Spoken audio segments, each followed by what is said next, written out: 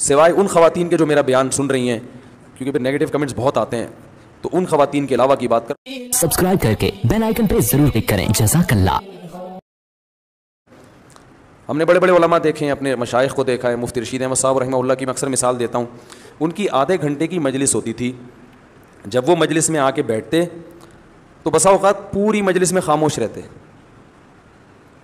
بھئی ایک ٹائم دیا ہوا تھا انہوں نے اپنے مریدوں کو آدھے گھنٹے کا, کہ اس میں ملاقات کے لیے آنا چاہو تو آ سکتے ہو. اور علماء کو تو وہ علماء اور طلباء جا کے بیٹھتے تھے ان کے آفس میں.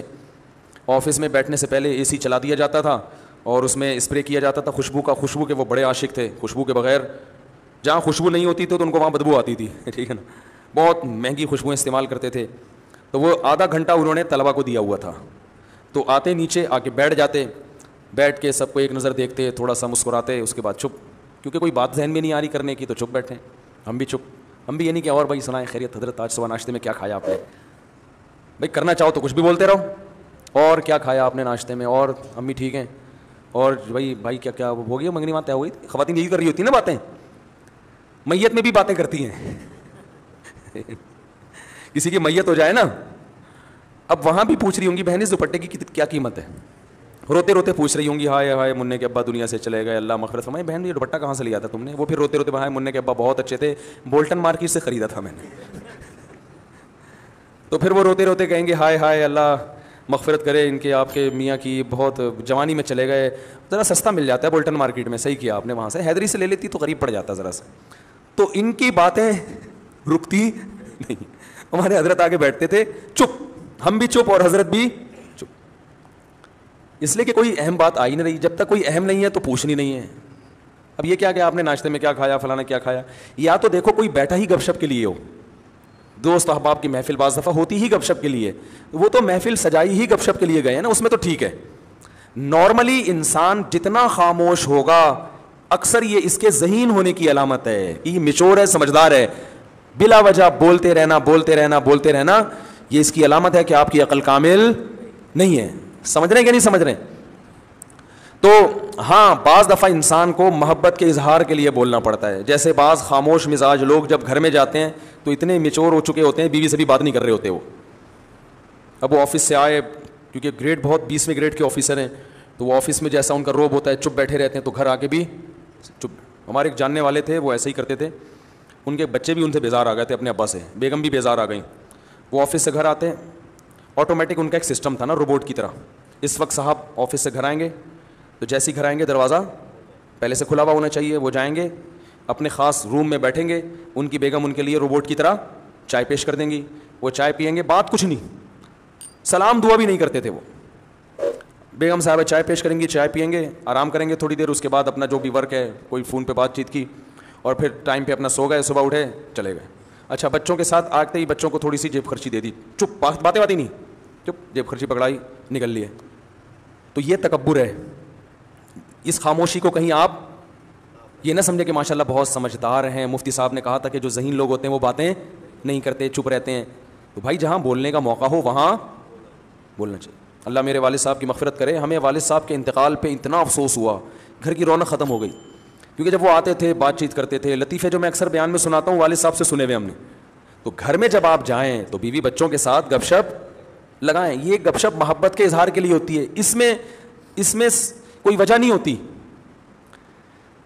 ویسے جب بات چیت کریں نا تو آفس میں ریزرو رہا کریں, بلا وجہ بات چیت چپ کر کے بیٹھو. بھائی یہاں کام کی بات ہے تو کرو, نہیں تو پہلی گلی سے نکلو.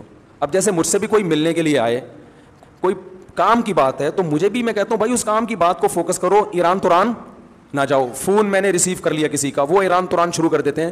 بھائی جو آپ کا مسئلہ ہے اسے آپ پوچھیں, اگر پھر بھی وہ ادھر ادھر طول دیتا ہے تو میں لائن کاٹ دیتا ہوں.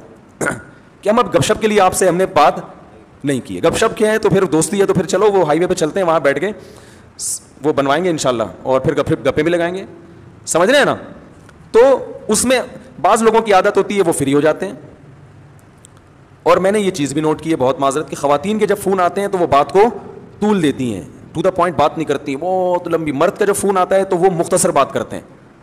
وجہ اس کی یہی ہے کہ خواتین کو بات سمیٹنا نہیں آتی ہے, سوائے ان خواتین کے جو میرا بیان سن رہی ہیں, کیونکہ پھر نیگیٹو کمنٹس بہت آتے ہیں.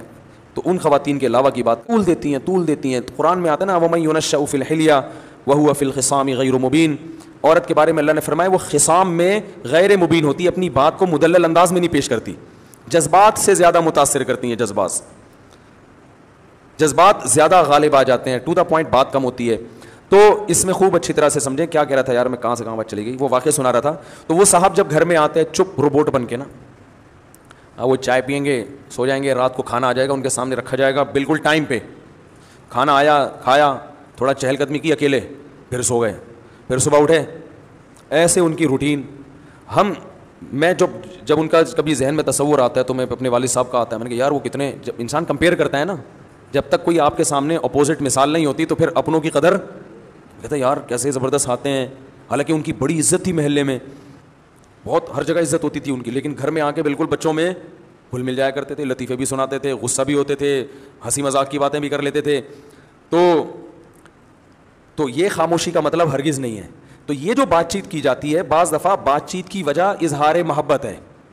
میں جب کوئی ملنے کے لیے آتا ہے, میں دیکھتا ہوں کہ اس پہ روب بہت ہے, وہ بات نہیں کر پا رہا مجھ سے, پھر میں اس سے ایران توران خود ہی شروع کر دیتا ہوں تاکہ اس کا روب تھوڑا, پھر میں پوچھتا ہوں کیا نام ہے آپ کا, کہاں سے آئے ہیں, شادیاں وادیاں کتنی کی ہیں, ایسے ہی. حالانکہ اس کا اس شادی سے کوئی تعلق نہیں ہوتا, ٹھیک ہے نا, ایک ہی کی ہے. میں نے کہا چلو اللہ دوسری کی توفیق دے. کہہ رہا نہیں بھائی میں تو ایک ہی, میں چلو ایک ہی پر اللہ اسی کو نبھانے کی.